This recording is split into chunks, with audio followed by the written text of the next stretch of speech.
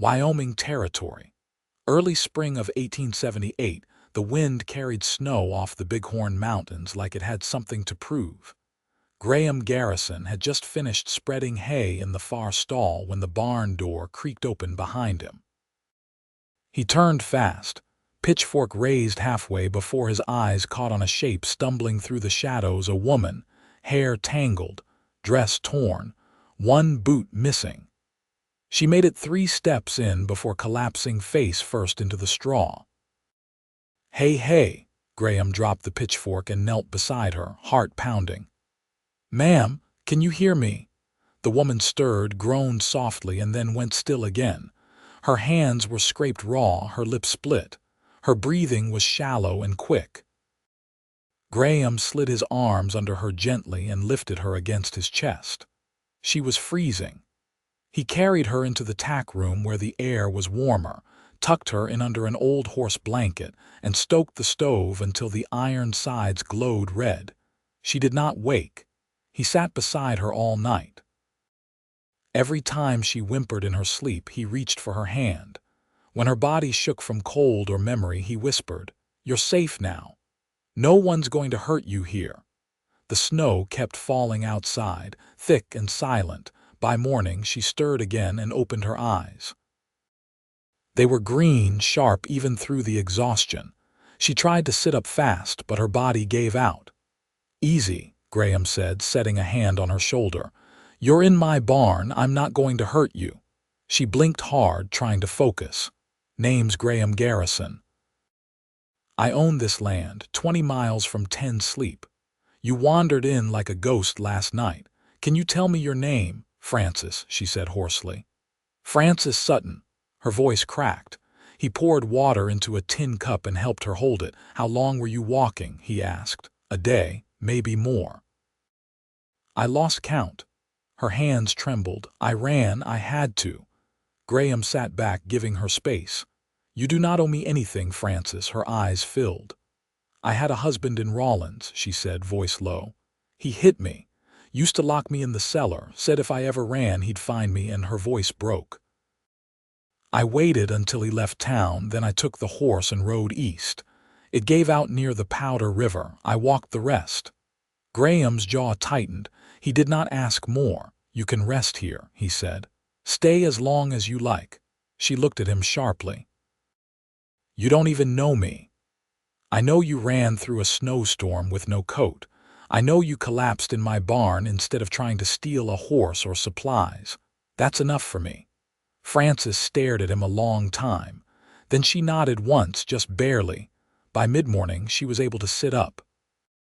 Graham brought her bread, cheese, and boiled potatoes. She ate slowly, like it hurt to swallow. "I do not have many visitors," he said. "No family left, just me and the stock." Francis looked around. "It is quiet here." "Most folks do not like that," he said. "I do."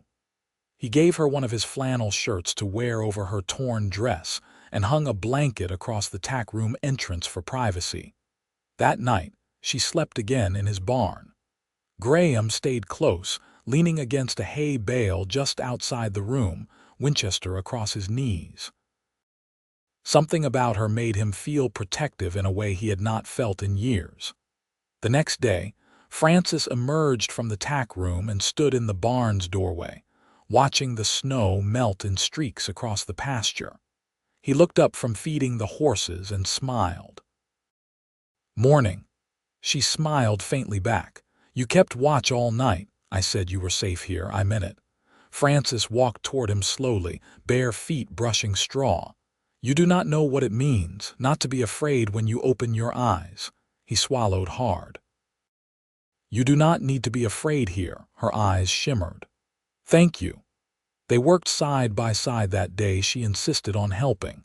She brushed the horses, gathered eggs, and even laughed once when a hen pecked at her skirt. That laugh did something to Graham's chest. That night he made stew over the hearth in the cabin and brought her a bowl. She sat by the fire, hands curled around the tin. "My husband," she said suddenly. "His name was Elbert. He was well liked in town. No one believed me when I tried to say what he did." Graham knelt beside her. You do not ever have to say his name again." She looked at him, tears in her eyes. "You believe me, I do." They sat in silence for a while, the fire crackling low. Francis finally said, "You are the first man who has not wanted anything from me." Graham met her eyes. "I just want you to be okay." Her lips parted like she might say something else, but she only nodded and looked back to the flames. That night he slept near the fire. She stayed in the bed he had insisted. Morning came with sun, and Francis looked stronger. Her color was better, her shoulders straighter. "I want to help fix the fence with you," she said. "It is real work," he said, smiling. "I am real tired of being helpless." So they worked. Day after day, as the snow melted and the ground softened, Frances found her footing again. She fixed fences, learned to ride one of Graham's mares, and sat with him on the porch in the evenings, watching the sun bleed orange across the plains. One night after supper she asked, "Why are you alone out here?" "I was in the cavalry," he said. "Saw too much, lost too many. When I got out, I just wanted peace." She touched his hand lightly. "You found it." He looked at her, really looked, and said, "I think I just did." Francis did not pull away, nor did he. It was not slow. It was not hesitant. It was just right. She leaned in, and he met her halfway. The kiss was quiet and warm and full of something neither of them had dared believe in for a long time. When they broke apart, she whispered, "I never thought I could feel safe with someone again." He held her face in his hands. "You are safe with me." "Always." Frances smiled, and it reached her eyes this time. "So are you," she said. And for the first time in years, Graham Garrison believed it. The cottonwoods along the creek had begun to leaf out, pale green flickers casting dappled shapes across the water. Graham crouched near the bank, checking the snare line he'd set the night before. A rabbit dangled from one neck limp, already stiff with cold. He untied it and slipped it into the burlap bag slung over his shoulder. Behind him, Frances stepped lightly through the grass. She wore a skirt of his old canvas trousers, cut and hemmed to fit, and a blouse she'd stitched from flour sack cloth. Her hands held a woven basket half full of wild onions and spring shoots. She didn't speak until she was close enough for him to hear over the creek. "You always trap this close to the house." "Only in early spring. Once the grass comes up, they move farther out." She nodded, watching the water ripple over stone. "I used to fish with a line and pin when I was little. My father would dig night crawlers with a dinner spoon." Graham glanced at her. "Where'd you grow up?" "Near Leavenworth." Kansas sighed. He stood, adjusted the strap on his shoulder. "Your folks still there?" "They passed. Fever took my mother, then Papa took to drink. He wasn't cruel, just hollowed out. I left when I was 17. They walked side by side back toward the homestead, boots pressing soft into the thawing earth. The sun was warm enough now to make the snowmelt steam along the fence posts. At the cabin, she set her basket on the porch and knelt to rinse the greens in a basin. Graham hung the rabbit on the meat hook by the shed, then stepped back inside for his knife. He found her humming when he returned, a tune he didn't recognize. She stopped when she saw him. "Sorry, don't be." He wiped the blade on his trousers. "It was a nice sound. I haven't sung since, before." She didn't need to explain. He nodded once and began to clean the rabbit. Later that afternoon, Frances stood at the center of the corral, left hand raised, right foot planted firm. The mare circled slowly, nostrils flaring. Graham leaned on the fence, arms crossed, saying nothing. "She's testing me," Frances said. "She's allowed. She's not used to anyone new. She's not the only one." He watched the mare halt, flick her ears, and then take a tentative step toward Frances. "She's choosing you now," he said. Frances reached out, fingers steady. The mare touched her palm with her nose. That evening they ate outside, the fire low, stew thick with rabbit and onions. Stars came out slow, scattered over the sky like ash. Frances leaned back on her elbows, face turned upward. I forgot how quiet the dark could be. Graham sipped from his tin cup. It's a different kind of quiet out here, not empty, just full of things that don't shout. She turned toward him, hair falling across her cheek. Do you miss people? Town life. If I needed town, I'd be in town. What about a church or a dance, or I've had enough noise and eyes on me, I like choosing who I talk to, and you chose me. He didn't answer right away. Then I did. She looked at the fire. I don't know what to do with that. You don't have to do anything. They sat without speaking for a while. Eventually, she said, I took a book from the general store in Rawlins, hid it in my bag. I know it was wrong, but I needed something. What book? Wuthering Heights. I haven't finished it. The last part I read, the man was standing in the more rain, calling her name. Graham raised an eyebrow. That doesn't sound like a happy story. It isn't, but it felt true. The wanting, even when it was no good for them. He poked the fire with a stick. You want something now? Frances drew in a breath, let it out slowly. I want to stop looking over my shoulder, he nodded. Then we'll make sure you don't have to. She turned her face toward his. And if he comes, I'll be here. Their eyes held. Frances reached out first, brushing her fingers against his wrist. He didn't pull away. I want to learn how to shoot, she said. If that's all right, it is. I want to be able to stand my ground. You will. He touched her hand. But you don't have to do it alone. A gust of wind lifted the smoke from the fire and carried it toward the pines. Frances leaned her head against his shoulder, and he let his cheek rest lightly atop her hair. The night settled around them, quiet and sure. By late April, the pasture had turned soft and green, and the wind had lost its knife edge. The heifers calved 2 weeks early, and Graham spent most mornings checking for afterbirths and weak legs, while Frances took to boiling water and cutting cloth for swaddling wraps. She moved with quiet purpose now, hands always busy, eyes sharper than when she'd first arrived.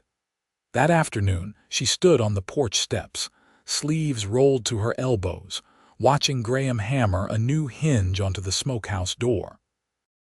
You nail things like you're angry at them, she said, brushing her palms on her skirt. He didn't look up. Better the nail than something else. She stepped down into the yard, sunlight catching the side of her face. You ever been angry enough to hit someone? He paused, hammer still in hand. Once, during the war, didn't feel better after. Frances nodded slowly. I used to think if I hit back it might stop, but it only made him meaner. Graham set the hammer down on the threshold. You don't need to explain what happened in that house. I know. She moved a little closer. But I think I might need to say it out loud anyway, just once. He crouched, gathering the bent nails into his palm. I won't interrupt. I used to hide a kitchen knife under the floorboard near the stove. He never found it. I'd hold it some nights, not for him, for me. To remind myself I still had a choice. She folded her arms across her chest, jaw tight, but I never used it. Part of me thought if I did, I'd be like him. Graham stood slowly. That knife wasn't about hurting, it was about surviving. She looked up at him. I think I knew that. But I still hated the way it felt. He didn't reach for her, just let the silence sit. I don't want to carry that part of me into whatever this is, she said. Not between us. You won't, Graham said. That part doesn't belong here, she exhaled, shoulders loosening. You always say the right thing. I just say what I mean. Later that day, they rode out to check the west fence line. Frances had taken to the saddle like she'd been born to it, spine straight, reins held loose but sure. She rode the mare she'd gentled herself, and Graham noticed the way the horse moved under her, a kind of quiet trust. They reached the western edge of the property just before dusk. The fence held steady, but a fallen pine leaned across the rise, roots torn half from the earth. We'll need to clear that before it rains again, Graham said. Frances dismounted, brushing her hand over the bark. You think it came down in the night, likely. She glanced back toward the open stretch of land behind them. What's past that ridge? Old Crow land. Mountain crow mostly. They don't come this far west much anymore. Have you met any once, years back? They were trading pelts east of Buffalo, quiet men, sharp eyes. Francis traced a groove in the tree's bark. I think about people who lived here before us. Before all of this. They didn't get much say in what changed. No, they didn't. She looked up at him. Do you ever wonder if this life we're building, if it's built on something stolen? Graham stepped beside her. I think about it a lot, she nodded, like that answer mattered. Me too. They didn't speak on the ride back. The sun dipped past the ridge and the sky turned the color of worn copper. That night, Frances stood by the hearth, drying her hair with a cloth. Graham sat at the table, slicing strips of cured meat for the morning. I don't need to be protected, she said without turning. I know, he replied. But when you sit up at night, when you load that rifle, even though you think I don't notice, part of me is glad you do. He didn't say anything. She turned to face him, hair falling loose over her collarbone. I want to learn how to be strong without always bracing for harm. You've helped me start that, just by being how you are. He set the knife down. You're already strong, I just see it. Frances crossed the room slowly. I've had a man take everything good in me and twist it. I won't let that happen again. You won't have to. She reached for his hand, he let her take it. I'm not afraid anymore, she said. Not with you, he stood, fingers tightening around hers. You don't ever have to be again. She rose on her toes and kissed him soft, steady, without a trace of hesitation. When she pulled back, her eyes searched his. I want to stay, she whispered. Not just for now, for good. Graham touched her cheek, rough thumb brushing her skin.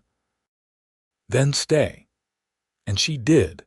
The first rain came in May, a steady, silver-soaked fall that turned the pasture to mud and filled the hollows with standing water. Frances stood beneath the overhang of the barn, arms crossed as she watched the drops pelt the roof like nails. She didn't flinch at the thunder when it rolled low across the valley.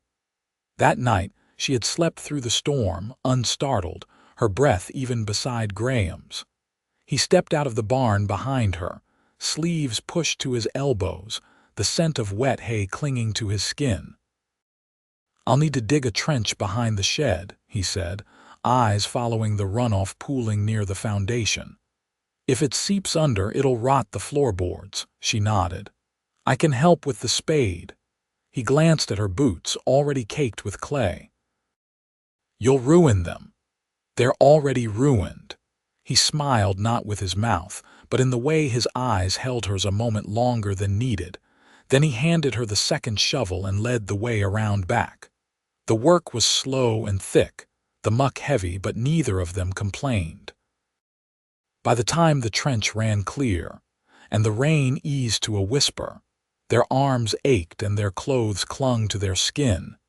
Inside the cabin, Graham lit a lamp and set it on the table. Frances peeled off her damp outer layer and hung it by the hearth, then reached for the pot of beans she'd left soaking since morning. You ever think about leaving Wyoming? She asked, stirring slowly. He leaned against the frame of the door, arms crossed. I did. Once. What stopped you? He watched the fire catch under the kettle. Didn't know what I'd be chasing, only knew what I was running from. Same reason I left Kansas, she said, then added, but I didn't stop. That's the difference between us. You had the grit to go. She scoffed gently. I didn't feel brave, just tired of waiting for someone else to save me. Graham stepped forward, his voice low. You didn't wait. You saved yourself. She looked down at the wooden spoon in her hand, then set it aside. I've been thinking about what I want now. Not just what I don't. He didn't speak, just waited. I want to grow things, she said, not just survive them. Graham nodded once. I could turn the north end of the pasture. Too rocky for cattle, but good for vegetables. You'd let me use it. I'd build you the fence myself. She smiled, but it was quieter than before. I never thought I'd want to stay anywhere long enough to plant something. You can stay here as long as you want. She stepped closer, voice steadier. I'm not just grateful, Graham. I want this. You, this life. He reached for her hand, calloused fingers closing around hers. Then we'll build it. Together. The kettle hissed as it reached a boil. Neither of them moved. By the end of the week, the ground had dried enough to break. Graham hitched the plow to his oldest mule and Francis walked beside him, sleeves rolled, bonnet tied back. They worked from dawn until the light faded, trading tools, pausing only to drink from the creek. On the third day, Francis knelt in the turned soil and pressed the first seed into the earth. Graham stood behind her, wiping sweat from his brow. "What are you planting?" he asked. "Beans." "They don't need much, just a place to climb." He crouched beside her. "That sounds familiar." She met his gaze, dirt smudging her cheek, hair damp at her temples. "You gave me that place." He touched her chin, thumb brushing a fleck of soil away. "You made it your own." That night they sat on the porch with their knees touching, the air thick with the scent of rain and fresh earth. Francis rested her head on his shoulder. "I never thought I'd say this," she whispered, "but I feel like myself again. Maybe even more than I ever was." Graham pressed his lips to her hair. "That's all I ever wanted for you." "No," she said. "You wanted peace. You just didn't know it would come with me." He chuckled softly. "You're right." They sat until the moon rose high, the field stretching out before them, dark and quiet and full of promise. The first frost of autumn came early, brushing the tops of the grass with silver and biting at the edges of the windows come morning. Francis stood at the cabin's small table, her needle pulling through the thick wool of Graham's coat, patching a tear just above the hem. Her fingers moved with quiet focus, the firelight catching the fine thread as it looped through the fabric. She'd been working through winter repairs since before sunup, mending saddle straps, sealing the seams of her boots with tallow. This life, she'd come to understand, wasn't something you just lived in. It asked something of you every day. Graham returned from the ridge just past midday, his face ruddy from wind and cold. He leaned the Winchester inside the door and unwrapped the scarf from his neck, the ends stiff with frost. "Saw elk prints near the south slope," he said, tugging off his gloves. "Big ones. Might be a bull staying late." Francis set the coat aside. "You thinking of tracking him?" "Not alone." "You up for it?" She nodded, already reaching for her shawl. "If you're waiting for me to say no, you'll be waiting a while." They rode out with the last light, the sky dulled over with a thin veil of clouds. The air smelled of pine bark and frozen earth. Graham led them along a line of half-buried tracks, his voice low as he pointed out signs. A broken branch, pressed down grass, scraped bark where antlers had rubbed. Francis dismounted when he did, tying the mare to a juniper. She stepped lightly behind him, her rifle cradled in her arms, the cold metal steady against her palm. They found the elk at the crest of a narrow draw, his breath fogging in the air, antlers wide and crowned with age. Graham raised his hand. Francis stopped without a sound. He watched the animal a moment before lowering his rifle. Francis whispered, "Too far, too fine." She looked at him, then the elk, then back again. "You ever shoot when you don't need to?" "No," he said. "Need's the only reason worth it." They stood there until the elk vanished into the trees, then turned back, their boots crunching in the frost. That night, after the stew had been cleared and the fire banked low, Graham reached beneath the bedframe and pulled out a narrow cedar box. He set it on the table and opened it, revealing a folded piece of paper, stained and carefully kept. Francis leaned closer. "What's that?" "It's a deed," he said, "for this land. It's in my name, but I was thinking maybe it shouldn't be just mine anymore." She stared at him, breath caught. You're sure? I want you on it, Francis, not for show, for keeps. She reached out, laid her hand over his. I want that too. Graham pressed the paper flat. Sheriff intends sleep can file the change. I'll ride in first thaw. Francis nodded, eyes shining but steady. I'll be here when you come back. He smiled, lines deepening around his eyes. We've come a long way. Not far enough yet, she said, rising from her chair. He stood to meet her in the quiet that followed. They moved together without need for words. The firelight flickered over their joined hands, the curve of her shoulder, the line of his jaw. When the lamp burned low, they lay beneath the quilt she'd sewn herself, and the only sound was the wind outside and the soft rhythm of their breathing.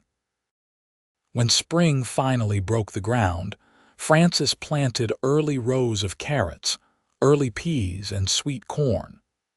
Graham built her a gate for the garden fence, carved her name into the top rail with his pocket knife.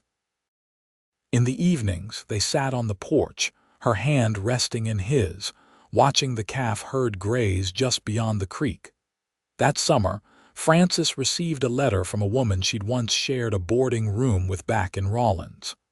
Her handwriting was cramped, the tone careful. Albert Sutton had been found dead 2 towns over, killed in a card game gone wrong. No one claimed the body.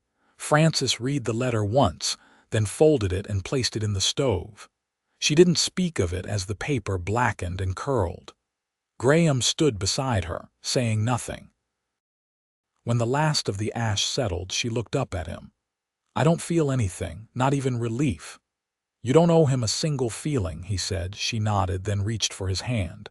Good, because all I feel is here. Years passed. The garden flourished. They added a henhouse, then a second paddock. Francis taught 2 neighbor girls how to sew linings into winter coats. Graham took over deliveries to the post station for an injured neighbor and never once asked for anything in return. The land, once quiet and still, grew full with the rhythm of shared work and steady love. Their wedding was small. 2 witnesses, the sheriff's signature, and a single flower tucked into Francis's braid. Graham wore the patched coat she'd mended that first frost. He took her hand without hesitation, eyes warm and sure. When the preacher asked if they'd love and keep each other, Graham said, I already do. Francis answered the same. They lived out their years there, side by side. What they built was not grand, but it was strong wood and earth and devotion. There were no more ghosts in the corners, no fear in the dark. Only the scent of bread rising in the oven, the low hum of a horseshoe striking true, and the quiet joy of knowing no part of them had been left behind. And every night, no matter the season, they ended the day the same way, hands joined beneath the stars, hearts steady as the land beneath their feet.